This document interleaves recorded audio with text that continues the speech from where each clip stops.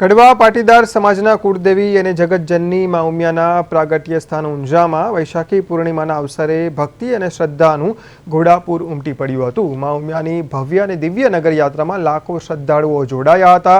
પવિત્ર યાત્રાધામ વિકાસ બોર્ડના સચિવ રમેશભાઈ મેરજાએ નગર યાત્રાને લીલી ઝંડી આપી પ્રસ્થાન કરાવ્યું હતું।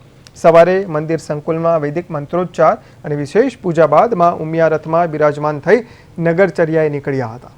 4 કિલોમીટર લાંબી આ નગર યાત્રામાં 5 દિવ્ય ધજાઓ, ગજરાજ અને અશ્વ સવારોએ આકર્ષણ જમાવ્યું હતું। સામાજિક સંદેશા આપતા 165 જેટલા વિવિધ ટેબ્લોએ યાત્રાની શોભામાં અભિવૃદ્ધિ કરી હતી। ભક્તોની અતૂટ શ્રદ્ધાનું દ્રશ્ય ત્યારે જોવા મળ્યું જ્યારે 8 કિલોમીટર લાંબા માર્ગ પર ભક્તોએ સાડીઓ બિછાવી માતાજીનું ભવ્ય સ્વાગત કર્યું। નગર યાત્રાના સન્માનમાં ઊંઝા શહેર અને એપીએમસીના વેપારીઓએ સ્વયંભૂ વેપાર ધંધા બંધ રાખ્યા હતા। આ પ્રસંગે પૂર્વ મંત્રી ભૂપેન્દ્રસિંહ ચુડાસમા, સાંસદ હરિભાઈ પટેલ, ધારાસભ્ય કે પટેલ સહિત ઉમિયા માતાજી સંસ્થાનના ટ્રસ્ટીઓ અને પદાધિકારીઓ મોટી સંખ્યામાં હાજર રહ્યા હતા।